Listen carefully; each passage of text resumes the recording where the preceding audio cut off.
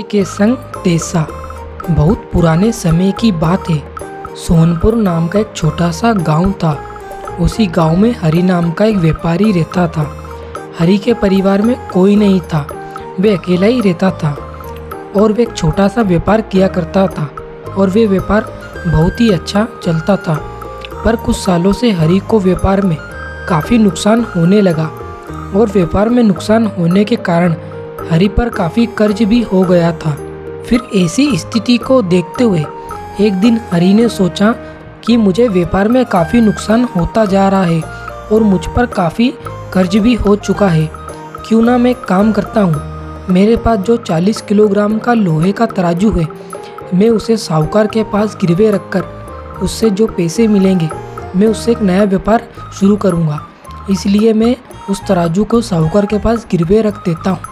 फिर यही सोचकर हरि अगले ही दिन एक साहूकार के पास गया और जाकर कहने लगा कि सेठ जी, मुझे पैसों की ज़रूरत है, जिसके बदले में मैं आपके पास मेरा लोहे का कीमती तराजू गिरवे रख रहा हूँ।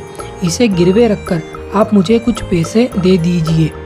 हरि की पूरी बात सुनने के बाद वह साहूकार हरि से कहने लगे कि ठीक है, तुम कहते हो तो मैं इसे गिरवे रख लेता हूँ और इसके बदले में तुम्हें 20,000 रुपये दे देता हूँ।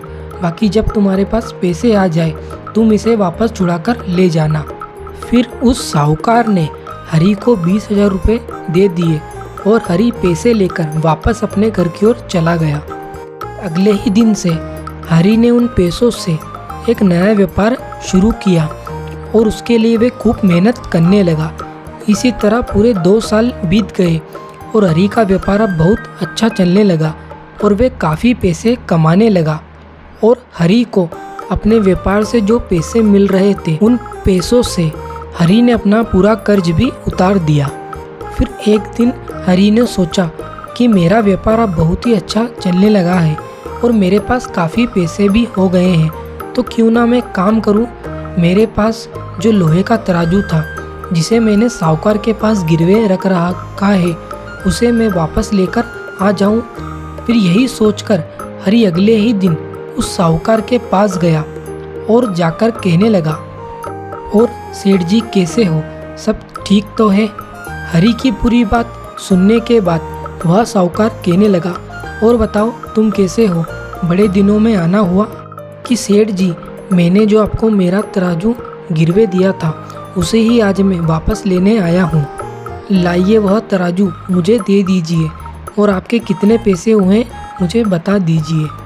हरि की पूरी बात सुनने के बाद वह साहूकार कहने लगा कि हरि, तुम्हारे तराजू को तो चूहों ने काट दिया और वे तुम्हारे अब किसी काम का नहीं है, वह बेकार हो गया है। उस तराजू को देखकर साहूकार के मन में लालच आ गया था, इसलिए वह ऐसी बात कह रहा था, क्योंकि वे तराजू बहुत ही महंगा और कीमती था। इसलिए उस तराजू को देखकर उस साहूकार की नीयत बदल गई। साहूकार की पूरी बात सुनने के बाद हरि मन ही मन सोचने लगा कि भला लोहे की वस्तु को कोई चूहे कैसे काट सकते हैं, और मुझे लगता है कि तराजू को देखकर साहूकार की नीयत बदल गई है, इसलिए वह तराजू नहीं देने के लिए यह बहाना बना रहा है। पर मैं कैसे भी कर अपना तराजू साहूकार से लेकर ही रहूँगा और इसके लिए मुझे कोई दूसरा तरीका अपनाना पड़ेगा।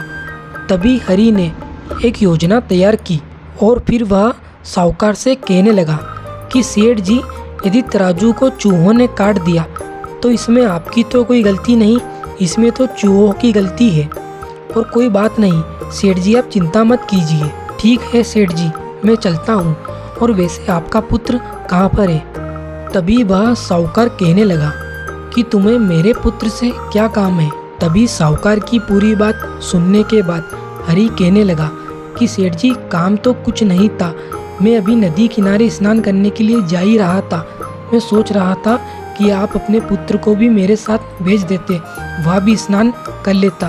बस यही कहना चाहता हूँ। हरि की पूरी बात सुनने के बाद वह साहूकार कहने लगा, अरे इसमें इतना सोचने वाली क्या बात है, तुम मेरे पुत्र को अपने साथ ले जा सकते हो, पर इसका ध्यान रखना और जल्दी वापस आना। फिर हरि साहूकार के बेटे को वहाँ से लेकर चला गया। फिर हरी साहूकार के बेटे को जंगल में ले गया और जंगल में ले जाकर उसे गुफा में बंद कर दिया और फिर वे अकेला ही वापस उस साहूकार के पास पहुंचा। हरी को देखकर वह साहूकार कहने लगा, क्यों भाई, करिया स्नान, बड़ी जल्दी वापस आ गए, पर मेरा पुत्र कहीं दिखाई नहीं दे रहा है, कहाँ है वो, और सब ठीक तो है ना।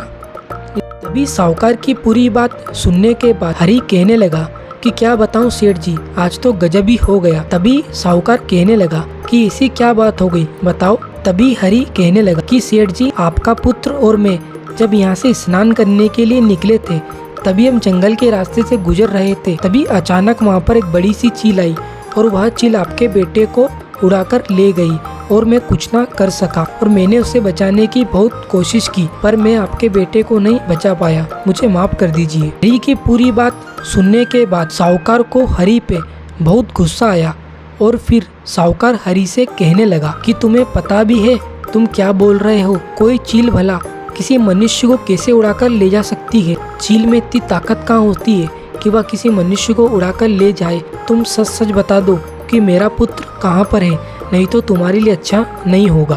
तभी साहूकार और हरी के बीच में झगड़ा बहुत बढ़ गया और वे दोनों न्याय पाने के लिए एक राजा के पास पहुँचे, जो कि उसी गांव में रहते थे, और वे राजा लोगों की आई गई शिकायत सुनकर उसका तुरंत ही समाधान करते थे।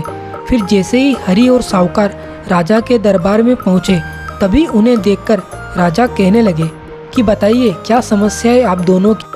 तभी राजा की पूरी बात सुनने के बाद वह साहूकार कहने लगा कि महाराज, यह हरी मेरे बेटे को नदी किनारे स्नान करने के लिए लेकर गया था, पर जब ये वापस लौटा तो इसके साथ मेरा बेटा वापस नहीं आया।